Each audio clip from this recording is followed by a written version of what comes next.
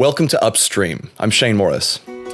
Summer break for most schools is just around the corner, and vacation planning has commenced. With COVID kind of fading from our headlines, many people will be looking to take a long-delayed break and to relax, maybe on a beach, maybe in the mountains. We all know on some level that taking time off like this to just do nothing or to engage in activities we enjoy for their own sake is important. We know that people who go too long without this kind of break can experience burnout. Their ability to work and be productive can deteriorate. And Christianity has a built-in acknowledgement of that fact, the Sabbath, in which we take one day of 7 to rest and to worship God. But we don't have to think about why we engage in this thing called leisure, in relaxation and hobbies and socializing more generally. What's the purpose of the portion of our lives we spend not working? And have we perhaps misunderstood leisure in the modern world? My good friend Dale Stenberg has recently done a lot of reading and thinking on this subject. And today I welcome him back to the podcast to talk about this essential but often overlooked question. Dale is a teaching fellow at the Davenant Institute, co-host of the Pilgrim Faith podcast, and the headmaster of Pietas Classical Christian Academy in Brevard County, Florida. He's also one of the hardest workers and best relaxers I know. And part of his authority to have this discussion, in my mind, is the time that we've spent together in fruitful leisure over the last few years. Dale, welcome back to Upstream. Thank you so much, brother. I'm looking forward to the conversation. How do you think most people today would define leisure? Let's start there. Yeah, it's a good question. I think that there's a mental image that most take when you use the word leisure of sort of, it's 5:30, I just got home, I did all my duties, I'm going to sit in my recliner, throw my feet up, grab a beer, grab a glass of wine, turn the news on and just check out mentally. And this is my leisurely time. And while that is sort of getting at what is entailed in the word leisure, it's important, I think, for us to rediscover the way that our forefathers understood the word leisure. And I don't think you can properly get at a definition of leisure without first talking about the idea of wonder. So the two go hand in hand for me, and you'll see why. So for the classics, wonder was a fear of emotion. It was when you ran up to the perimeter of the limits of your understanding and you gazed out at the void of the unknown. You felt a sense of fear because the unknown can strike fear into your heart. This is why I think the Proverbs talk about the beginning of wisdom is the fear of God. God is the ultimate thing that we can't really ever fully grab a hold of because he's completely other than us. But leisure then is the arrival at understanding through contemplation. So whereas we see leisure as, the absence of manual labor or duty towards a particular end, a utilitarian function of my being to accomplish a series of tasks that I must do, leisure for the classics was more rooted in arriving at understanding through the contemplative process. And this could take on various manifestations on how you arrive there or the things that you contemplate, but it was nevertheless a peace that settled in the soul that brought one into harmony with himself when he arrives at an understanding of a previously unknown thing. So I think that this has a lot of modern day this cashes out in a lot of modern day scenarios, but that's the very basic 30,000 foot view of what leisure is and the way that we sort of frame it nowadays. That's different than the way that our fathers framed it. When you talk about the classics and our fathers, who are you referring to exactly? Because I think many of my listeners would be at a loss when you use those phrases. Yes. So I'm largely referring to the sort of fathers of the Western tradition. So you think of Plato, you think of Aristotle, you think of Augustine, you think of Aquinas. Even the reformers of the 16th, 17th century were pulling from this idea when they were writing their treatises. There's actually a lot of commentaries that are written on the Sabbath, as you mentioned in the intro, that talk about leisure in this way.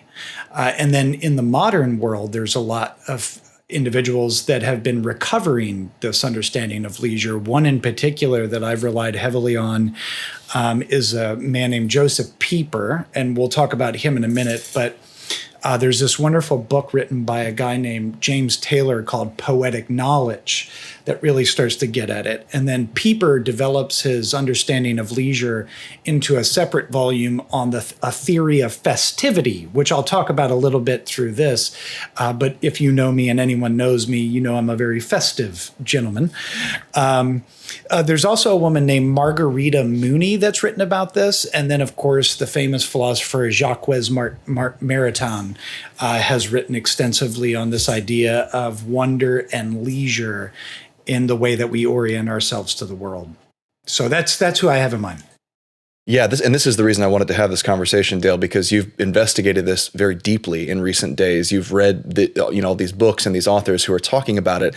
And when you described leisure to me, there were two reactions. First of all, I had this reaction of kind of, this is alien. This is a different way of describing leisure than what I'm used to, leisure, relaxation, whatever.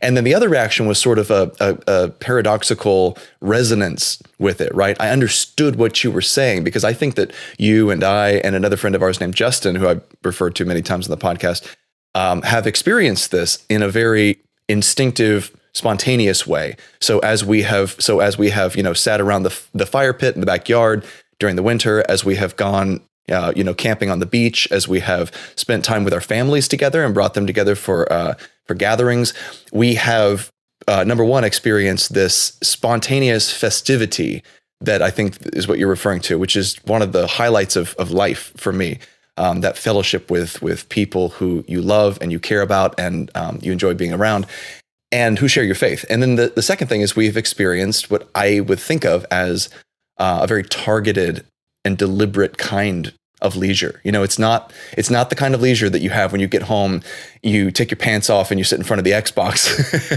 or you veg out in front of the TV with a beer or something like that. Not that I'm knocking those things, but it's a different kind of leisure. It's more intensive. So that's why I wanted to have the conversation. The question that immediately emerges as you're describing these authors is this idea of wonder being a foundation of leisure. So when I think of wonder, and I think this is true for many of my listeners, when they think of wonder, they'll think of, looking up at a night sky. We just had an eclipse a couple nights ago, a lunar eclipse. So you look up at the night sky and you see this amazing astronomical event taking place and you think, wow, how big the universe is, how small I am, how glorious it is, and how wonderful its creator must be. Now that's wonder, as I would typically define it, but you speak of it having a component of fear or even a sort of awe. Help me understand that. Yes. So, one of the things that you'll hear once you get into reading a lot of the sort of classical approaches to, wonder and leisure is they will talk about the awfulness of the mundane. There's a bunch that I want to do, but maybe I'll just start here. So I think that we live in 2022 where typically we work 40 hours a week and we get X amount of vacation a week or a year that we look forward to. And that's the time that we shut down the system and recharge the battery to go back into the workaday week. This is very novel, and I think a lot of it has to do with sort of economic developments and global economies emerging and the Industrial Revolution and machinery and our ability to economize more efficiently. And God's providence is wiser than us, so I'm certainly not poo-pooing where we're at. Thank God where we're at. It has taken millions and millions of people out of very bad economic situations. But there's also a trade-off, and that is that in the modern day world, we don't have the ability really to sit down and to think, to pick up the contemplative mindset about the most ordinary things in the world. And the most ordinary things in the world are the tree that's in your backyard, or the birds that sit on your telephone poles, or the grasshoppers that are eating your vegetation, or the ants that are like trekking across miles with, a bunch of weight on their shoulders, or whatever. Like, you take the most mundane things that you experience in an average day. Well, you literally just gave us a list of creatures the Bible refers to, and it calls your attention to and says, look at and contemplate. Precisely, exactly. Right. And I think that we have lost our ability to think carefully about those things because we are so inundated with tasks, and not only tasks that have to do with our vocation, our professional vocations, but tasks that have to do with upholding. Now we have to be intentional about community. Before, community relied on itself for survival. And now we can sort of select our communities based on our preferences. But if we do that, we have more, quote unquote, work to do to maintain those communities. We have a million different things going on with our health. So we have to work at being healthier. In the pre-technological age, the farmer didn't have to worry about getting on a treadmill or lifting weights in a gym because that's just what he did. But now we have to take all these things into consideration. And so the burdens, the overwhelming amount of things that the modern mind has to process has squeezed out our ability to appreciate the mundane of ordinary life. But our forefathers would have looked at the world and they would have deeply thought about this tree that I'm looking at. And, Andrew Peterson, I know you've had him on the show. He writes about this in The God of the Garden. In this book, he talks about his fascination with trees and how he was learning to draw trees, and just the attention that you have to give to the structure of a tree. And what happens is it's not just that you're understanding the aesthetic of the tree immediately because it's implicit in the fact that the tree is there, is all the things necessary for the tree to exist right now in this particular location. And so that sort of mindset that looks out onto reality and deeply appreciates it and knows that it's not something that I'm aware of can almost become disorienting. And that's what I mean about wonder being fearful. There have been moments in my life where I stare at something long enough and all of the implications rush through the mind to where you almost don't feel like you have balance anymore because you don't know what you don't know about the things that you don't know about. And it's that recognition of the depth and the width and the breadth of God's wisdom as carved out in creation that automatically strikes me as something that is fearful.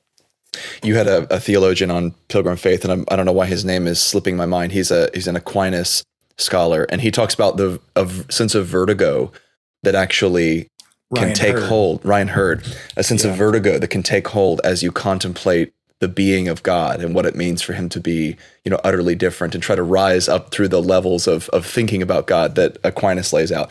And I know nothing about that, but I know exactly what you mean by the sense of vertigo. And the fastness of the modern way of living keeps you from doing that. And the immediate example that comes to my mind of, vertigo-inducing wonder, the fear and the awe and the gratitude that comes with that is I'll sometimes look at people who are just, bustling to and from work on their commute, doing their thing, pursuing their ends. And that's, you got to do that. But I'll look at them and then I'll look at the sun. I don't look right at the sun, of course, otherwise I couldn't see, but I'll acknowledge the presence of the sun. And I'll see that it's moving across the sky. We're rotating as a planet, and this whole system that sustains us, that structures our days, that gets us up, that makes us it makes us move, right? It almost in the sun we live and move and have our being. It's no wonder ancients worshipped the sun, and you look at this and you think, how many people go a month, 3 months, 6 months, a year without even stopping for a moment to think about the fact that the sun and the earth and the days and the weeks and the months are a contrived, created system that is pulled out of nothing in order that we can have structure to our lives, that we're in this giant, almost life support system, or you could call it a dance more appropriately. And we don't even acknowledge this thing that constantly gives us life. But that's what wonder for me means, is an acknowledgement of how small my little part is and how big the aspect of grace is in all of this. And it does a lot of things, but one of the things it does for me, Dale, is it reminds me that I didn't make this. I can't pace the parapets of my little existence in suburbia and go, isn't this Babylon that I have made great and impressive, Yes. Because no, it's not. It's all given. Yeah, this is something I think that, so one of the things, especially in the book, Poetic Knowledge by James Taylor, and a lot of my study has bloomed out of my involvement in my classical program here in Melbourne. But the way that they talked about knowledge was a lot different than the way that I think modern people talk about knowledge. There was a precognitive knowledge that the classics talked about. And what they meant by that was it was a knowledge, and Lewis actually talks about this too. It was a knowledge that you received that was not thought about. So it was a passive knowledge of the world in a real way before you analyzed it. And then, of course, you've got analytic philosophy that sort of shows up after the Enlightenment, that sort of pulls everything apart and looks at it in its pieces. And I think in terms of philosophy, that's where things started going wrong. But I'm not trying to, talk bad about analytic philosophy, even though I am. But to see something in its unity was the goal of the classical philosophers. So it wasn't what are the bits that compose the mountain, because anybody that knows, if you've walked up a mountain, what is a mountain? Describe a mountain. Because a mountain is simply what? A collection of rocks, but it's also got some dirt in there. It's also got some fossils in there. And then, how do you define a mountain? But that's not what we do organically. When we see a mountain, we say, well, that's a mountain. So there's this precognitive approach to the world where we immediately intuit the truth of things. And this immediately, one of the best examples you can think of is music. Okay, so when you hear a beautiful piece of music, what you're not doing is analyzing the way the sound is making your mind and emotions respond to the noise. You're simply appreciating the experience as a whole, and you have to get through the whole movement of the particular piece to appreciate it in its entirety. And then afterwards, you sit down and you go, why did I like that?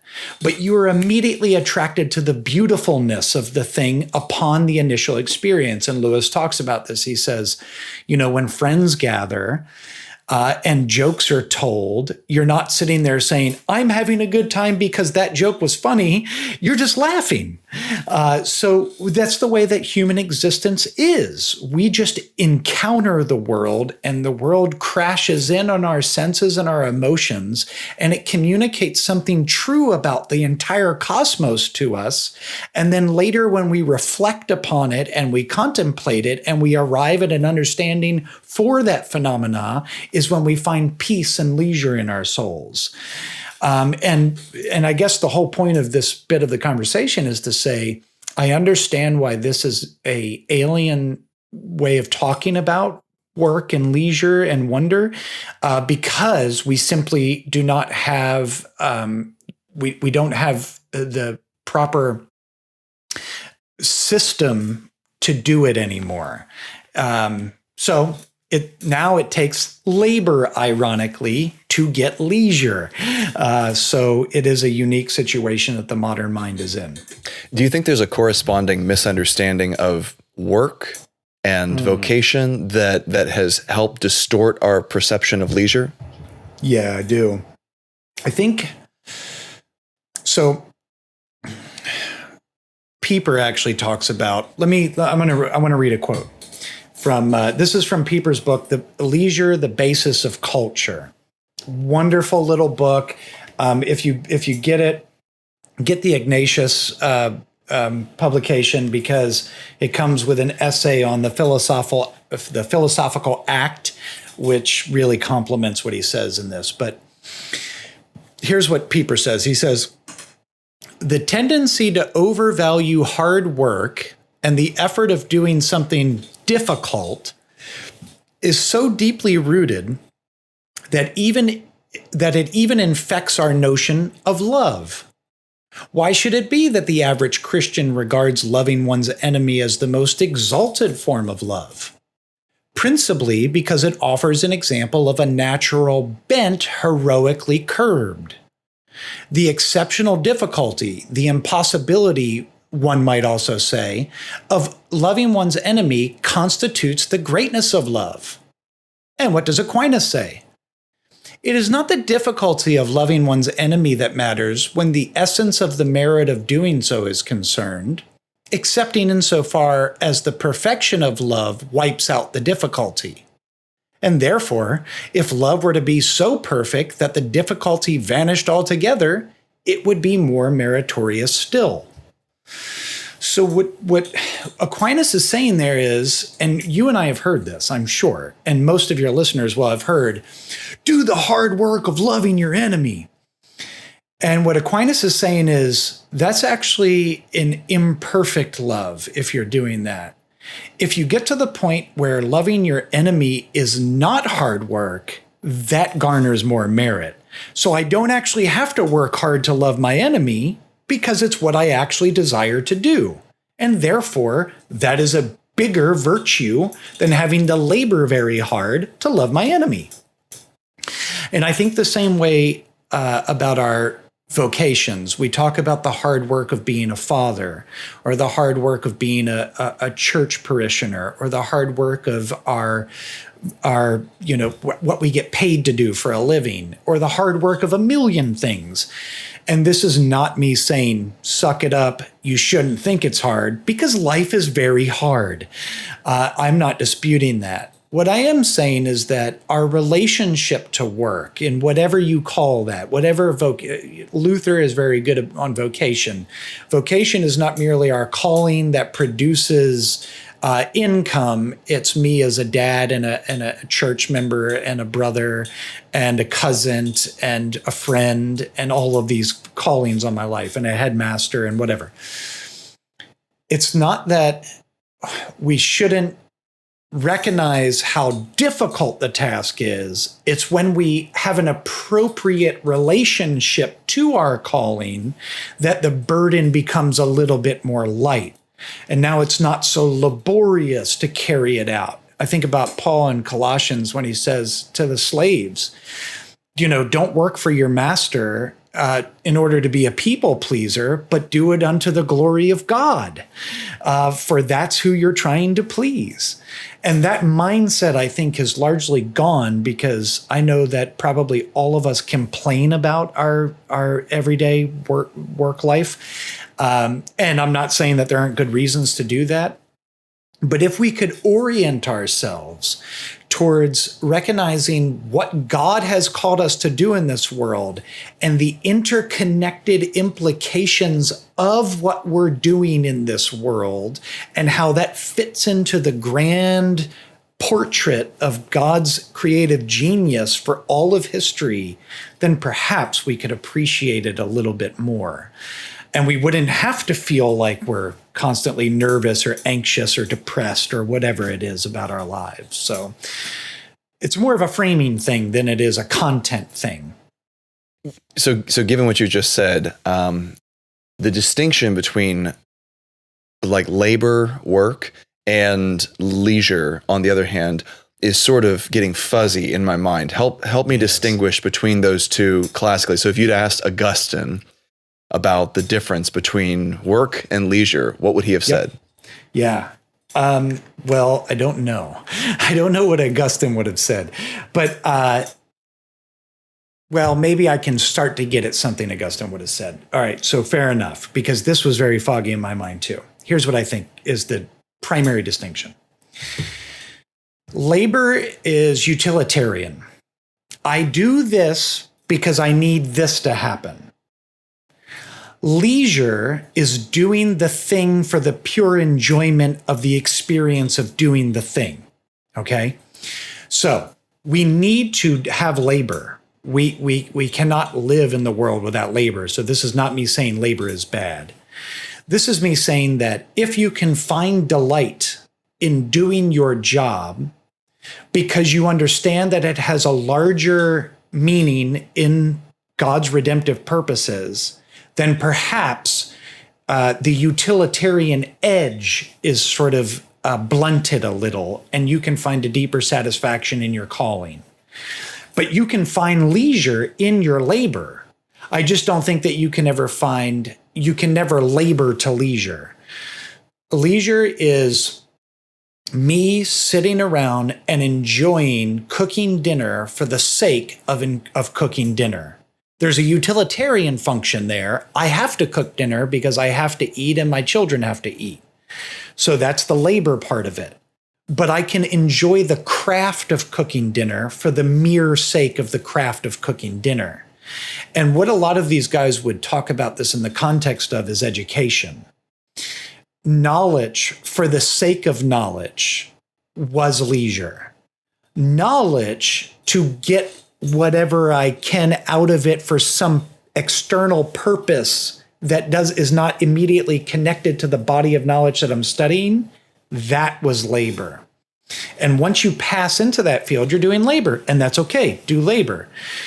I guess what I'm trying to say is I wonder if we started to understand that we can actually have more leisure in our life that doesn't look like sitting in a hammock with a cocktail, because that's the image.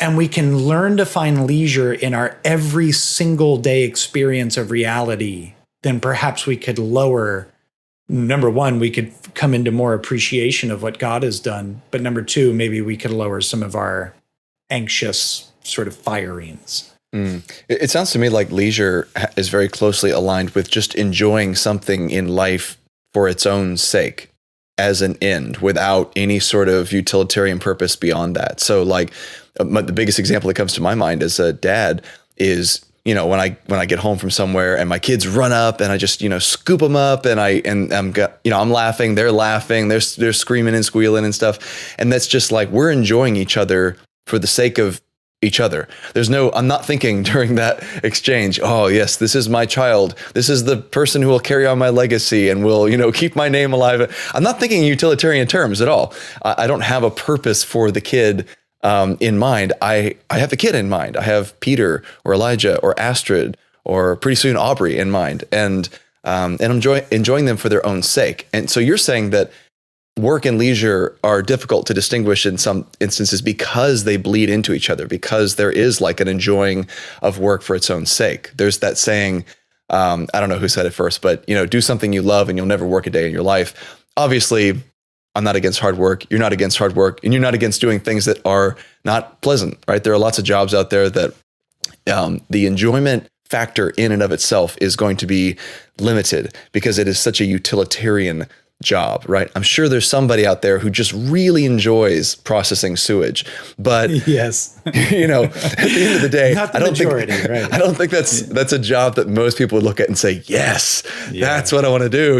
I get so much wonder out of that. However, it is very, very necessary. It's near the top of the list of the most necessary jobs that exist. So in a utilitarian sense, right? So, does that sound like I'm on the right track with the distinction between these two things? I think that's precisely what it is. It's not that, so let's use the sewage worker. If the sewage worker could sort of zoom out because what you just said is exactly correct, right? Like his job is massively important to keep humanity clean and without disease. If he were to see that in a more real way every day of his life, then perhaps the burden of the toil would be a little bit less. He would be finding a tad bit of leisure in his labor. What I'm saying is we don't even appreciate leisure as a thing to be sort of, let me give you an example because I'm better at examples. I was just down in Costa Rica for a week with the family. We took a vacation. We were right on the side of a mountain in the middle of the jungle, about a quarter mile from the beach.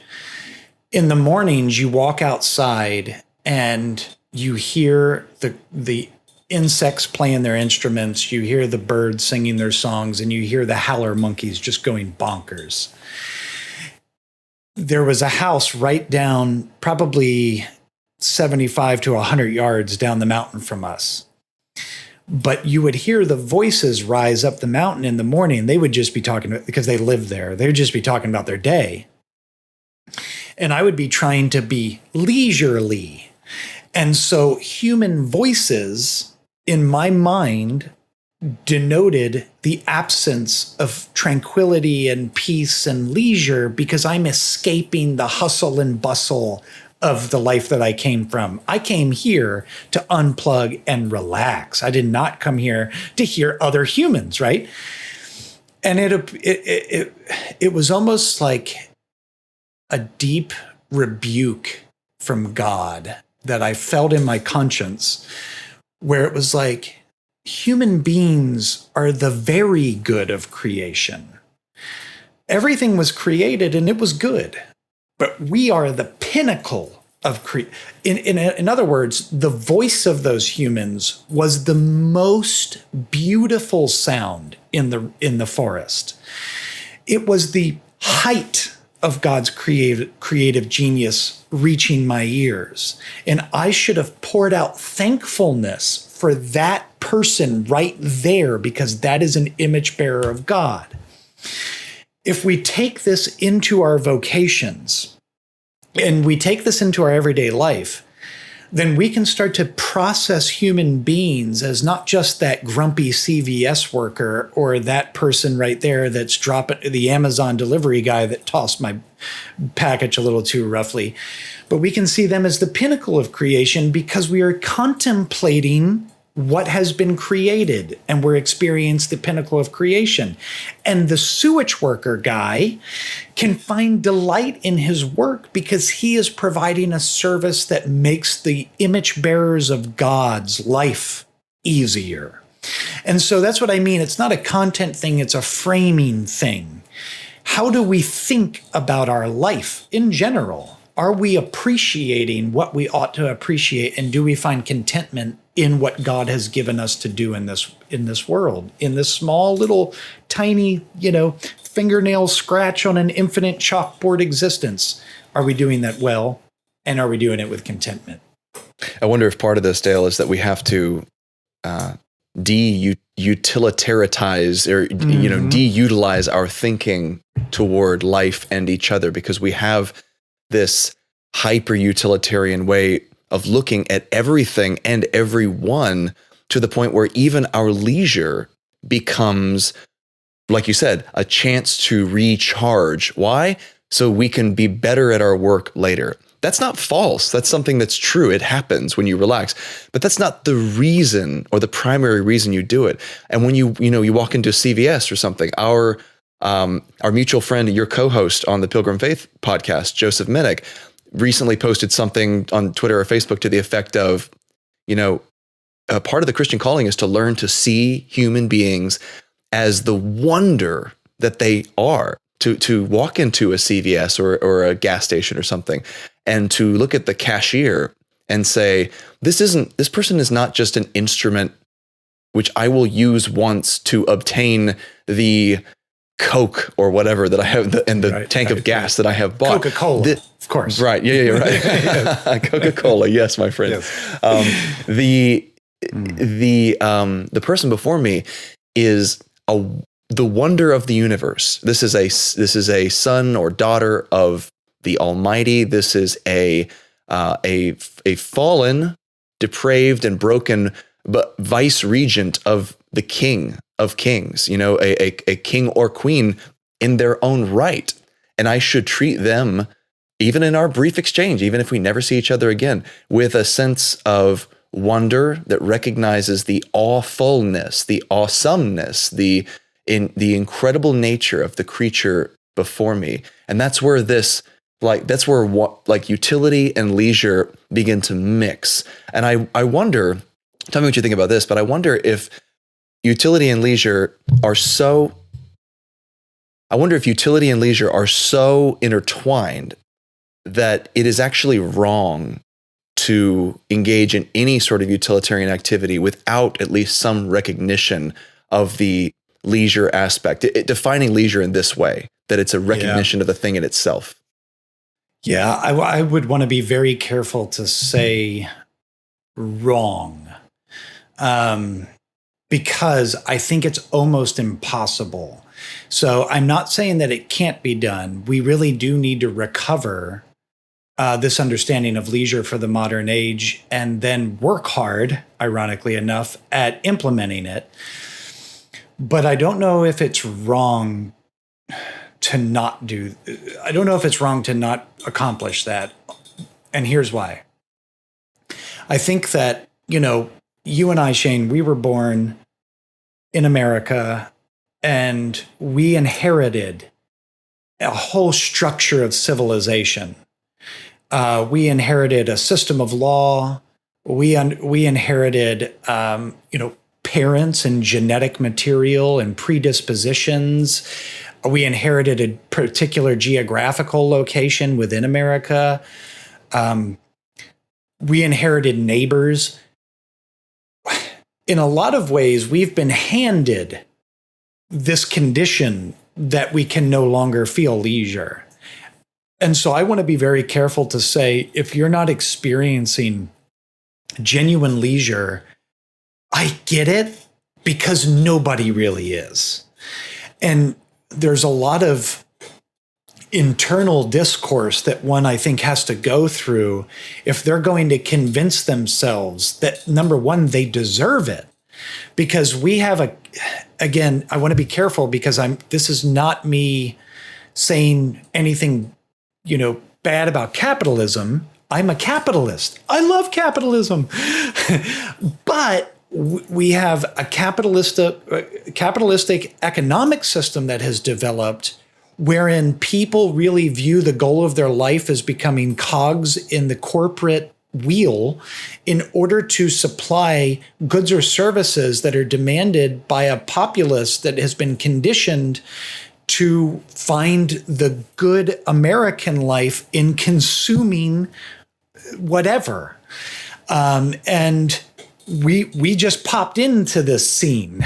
We didn't really create it. We're helping to continue it, but we're just inheriting the tradition that we found ourselves in. So what I would say is, you could find a lot of peace.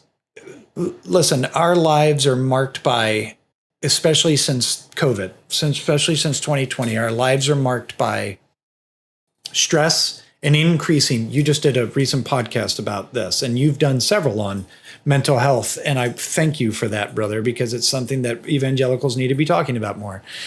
But we are depressed. We're anxious. We don't know what to do with our lives. We feel no sense of identity. We don't know where to fit in political spectrums because the world is changing so fast.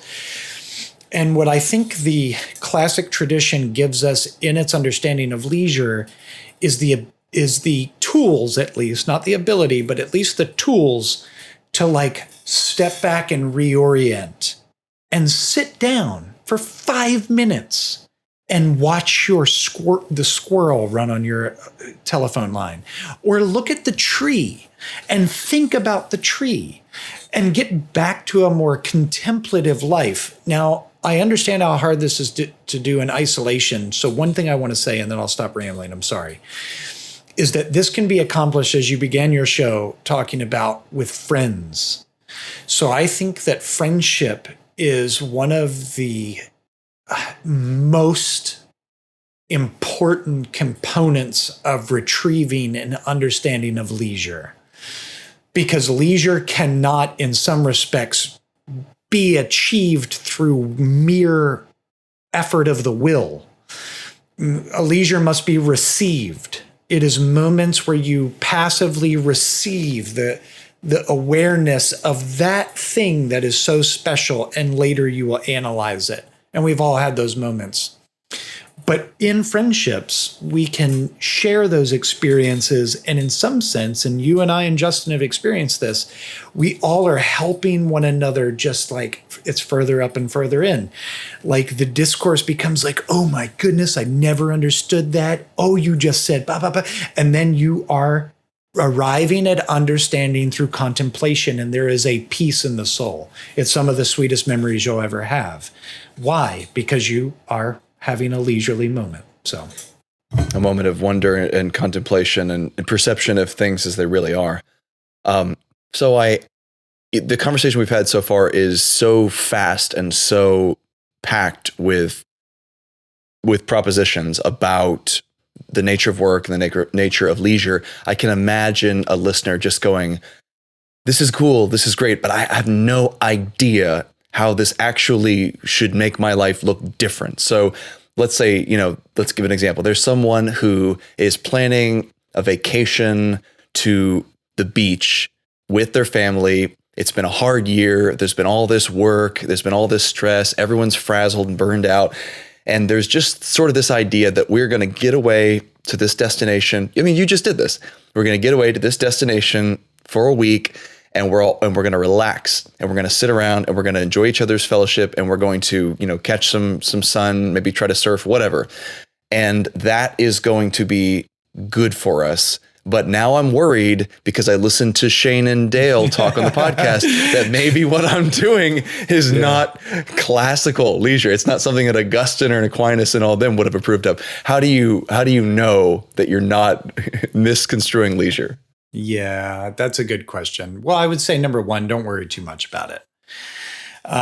This takes a long time, I think, to sort of get inside of the soul, and that's because the layers of calcified, thoughts have grown up over the modern mind. So don't freak out if am I doing leisure okay? Am I gonna? Here's one practical thing I think we could all do, though. Very, very simple. Well, I say simple, very simple in theory, very difficult in practice. But over time, if you practice it, I believe it'll become habituated and it gets a little bit easier. But try to think about everything you are experiencing in the moment that you're experiencing it. So if you go down to the beach, on your way to the beach, I think the dominant thoughts are like, okay, I'm going to get sandy. Then we got to get out of here by this time because we got to get lunch by this time. Then we got to get back to take showers by this time because dinner's at this time. And then we need to have the kids in bed at this time. So those thoughts persist. When you get down to the beach, just sit there and notice the smell of the air, feel the breeze on your skin, feel the heat on your head, appreciate what it is you're looking at. Think through what's going on in that sea. Think about God in his infinite wisdom creating the colors that you're experiencing. The ecosystem of creatures that exist in the sand that you're just taking for granted. Try to intentionally think about all the things that you're experiencing in a way that leads you to the point where you're like, I don't actually know anything about this beach. And it might be a beach that you've been going to for 20 years.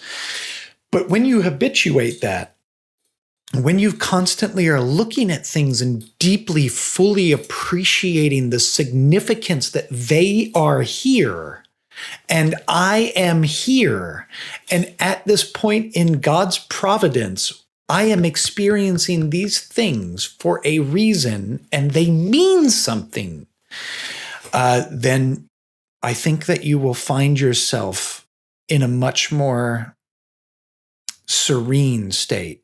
It can be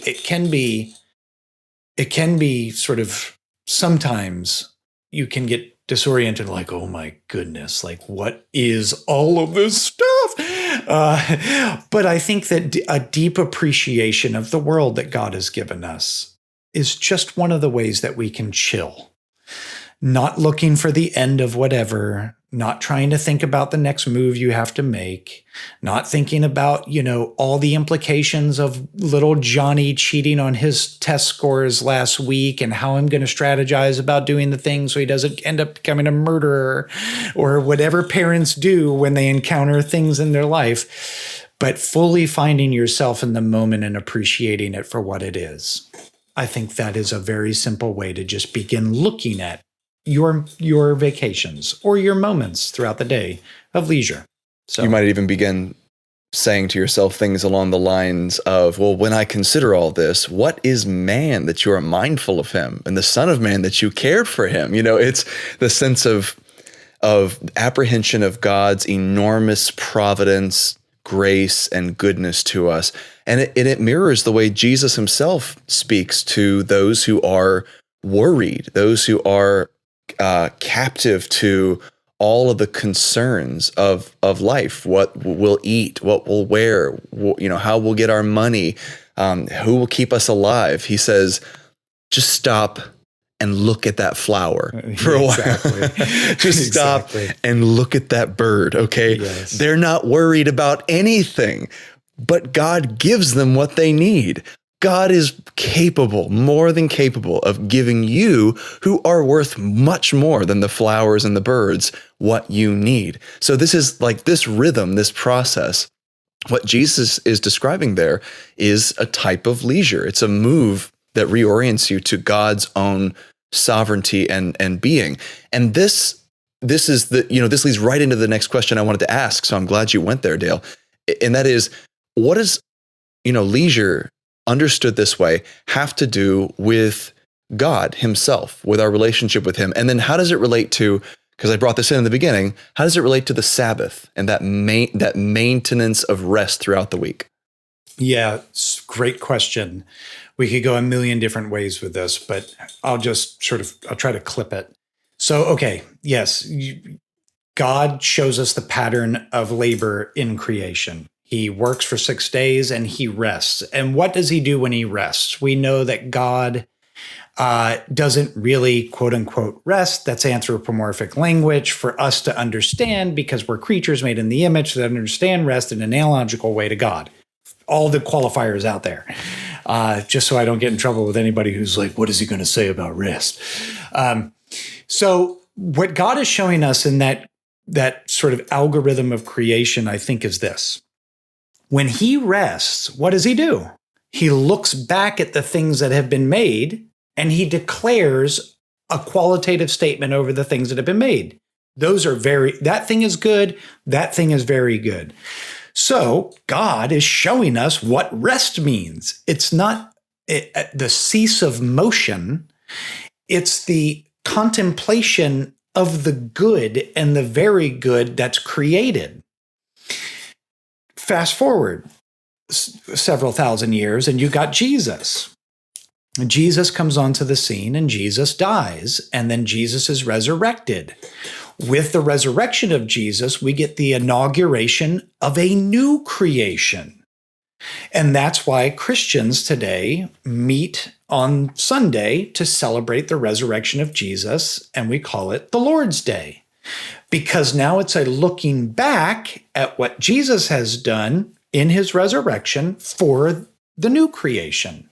So both acts, that of initial creation by God and that of new creation by his son Jesus, are both acts of contemplation on the things that God has done. So what God is screaming at us through the Bible and through creation is, hey, the way that you relax is by contemplating all of the good things I've done for you. I've given you this cosmos that you are supposed to rule and reign and subdue for the glory of me. And I've given you the resurrected life that is eternal in my son Jesus. Those two things are the points upon which we find our deepest sense of relaxation and peace. I think that is what God is talking about in the Psalms when he talks about the shalom of Israel was found in the sovereignty of God in creation and the expectance of the Messiah to come. So, and this meshes very well. This is exactly what we're talking about. A deep contemplation on God's work in creation seems like what God did in the garden, and it seems like what Jesus is doing in the resurrection. So, all of this can sound like so much work, and it can make you sound so self-conscious. It's just like, oh, am I having proper leisure here? Am I thinking about the thing that I'm doing in a utilitarian way, or am I thinking about this in a way that, am I just concentrating on the thing itself? And I have that one appointment at 2:00. Yes. No, Shane, think about the thing. Think about what you're relaxing. Relax harder, boy. Yeah, right. But I think back on actually the book of Esther. There's a moment in Esther where Haman comes to Xerxes and he's like, listen, the Jews have all these festivals and they're constantly partying and relaxing. And that's a waste to your kingdom. Your empire is suffering because of all these Jewish festivals where they're not being productive. So we need to root out the Jews for this and other reasons.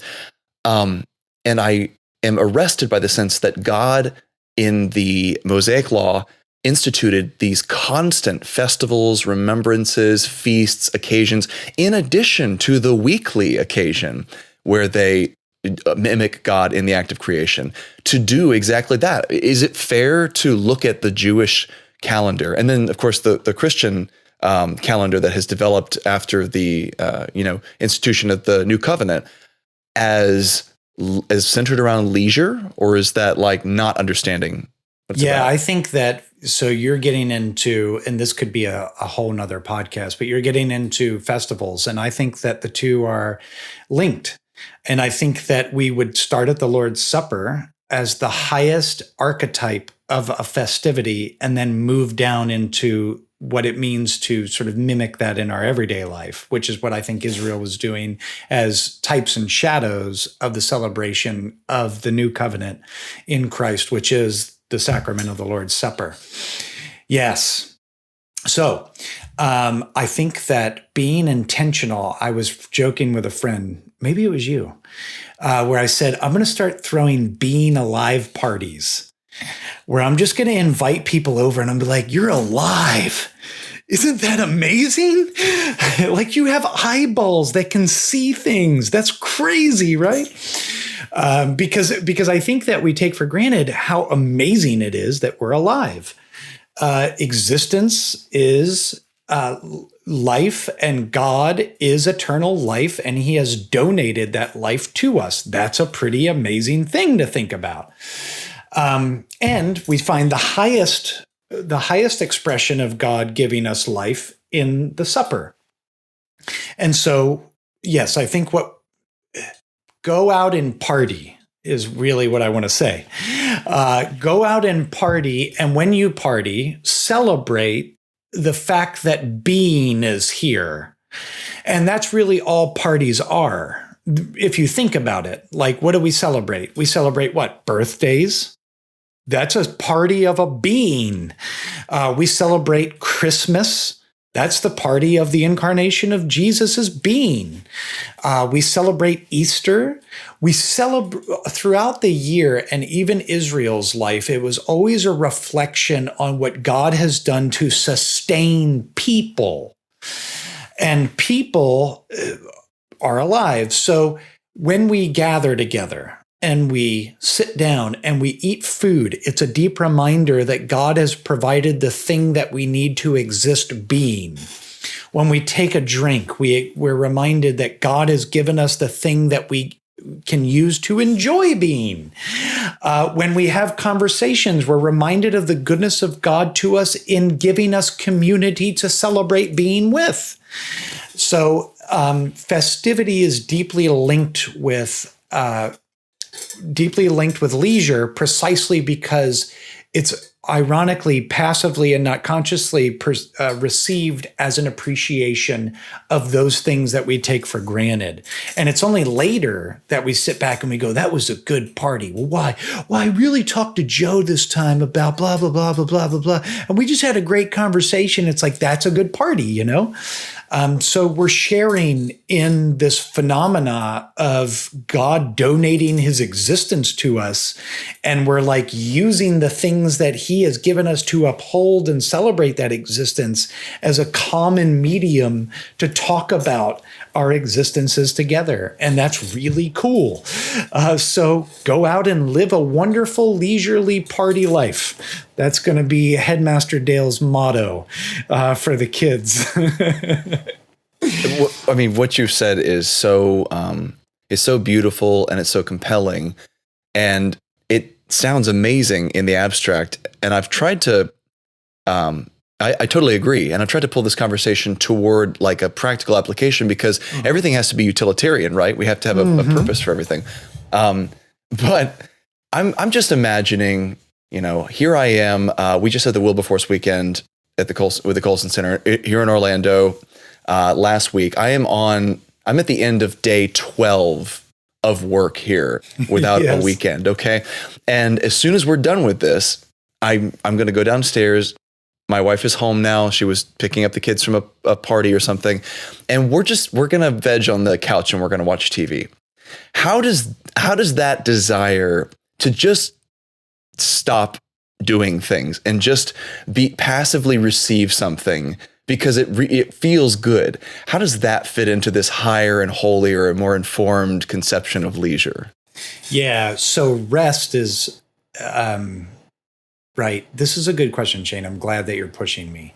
So I would say that if you do that, what you're about to do, you're a sinner. No,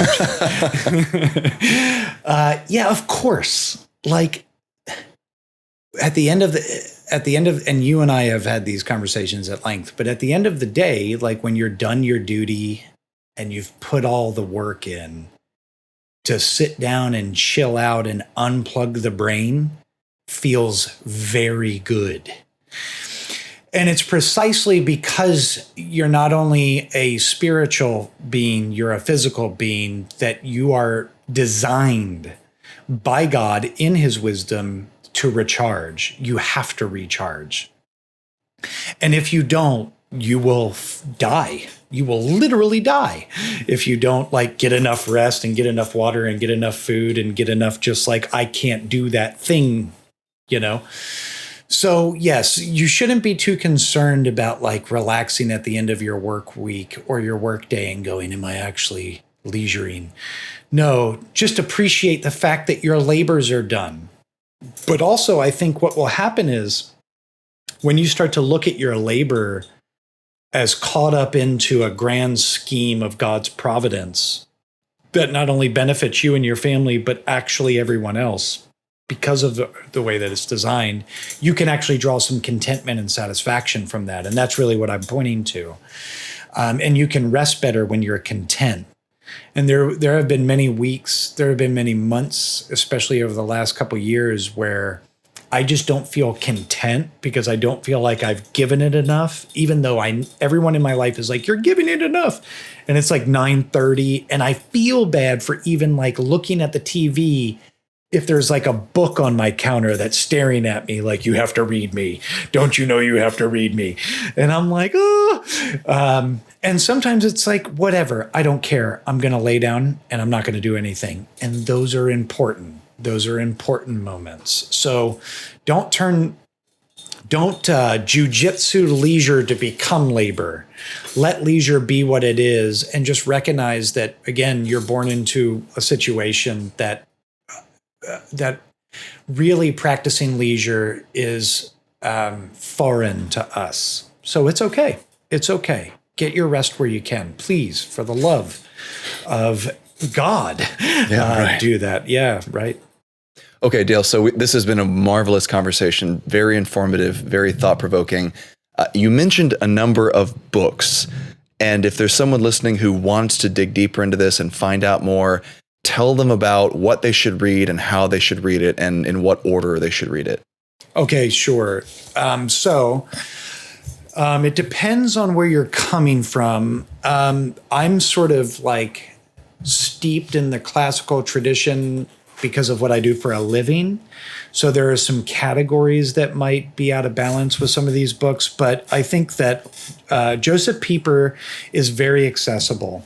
So Joseph Pieper has 2 little books. You can read these in, a couple days. The first one I've already shown is Leisure as the Basis of Culture. The other one is called In Tune with the World, A Theory of Festivity. Very, very interesting thoughts where he takes you. He really does do a good job.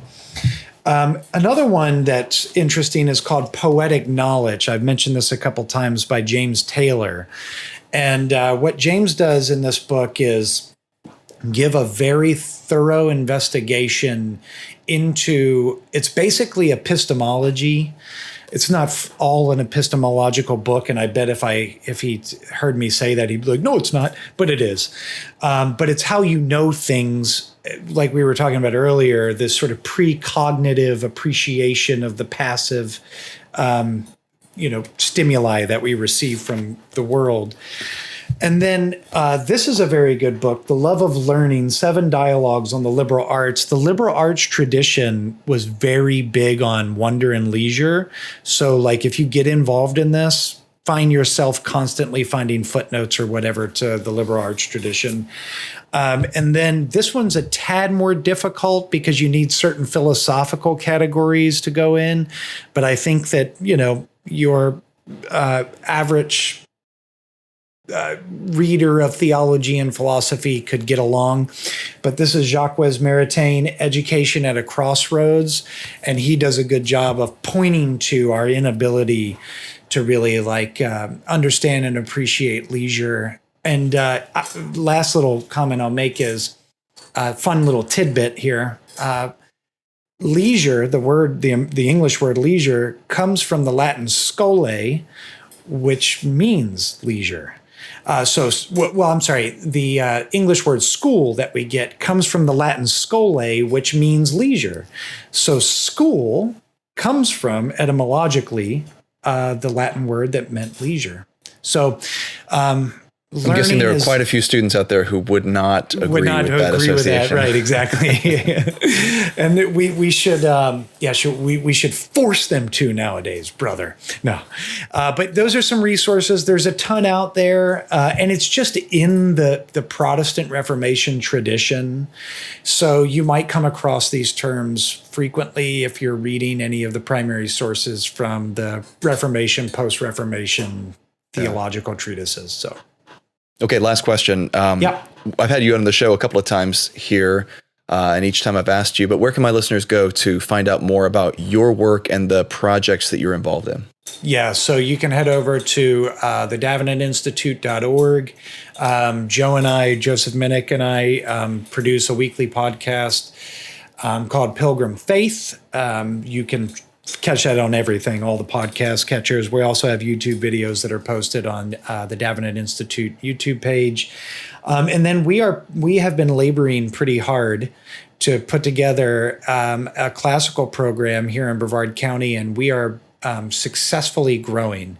So if you want to check out what we're doing here in Brevard, you can go over to pietasclassical.com and read a little bit about our projects. We're doing a fundraiser right now, so if anybody wants to support a good effort that's blowing up in Brevard County, then give us $1 million. But I'm very accessible, so if you find me on Facebook and you shoot me a message, I'd love to chat. So thank you, brother. Wonderful. My guest today has been my dear friend, Dale Stenberg, teaching fellow at the Davenant Institute, co-host of the Pilgrim Faith podcast, and the headmaster of Pietas Classical Christian Academy in Brevard County, Florida. Dale, thanks so much for joining me on Upstream. This was a really fun conversation. Thank you, brother.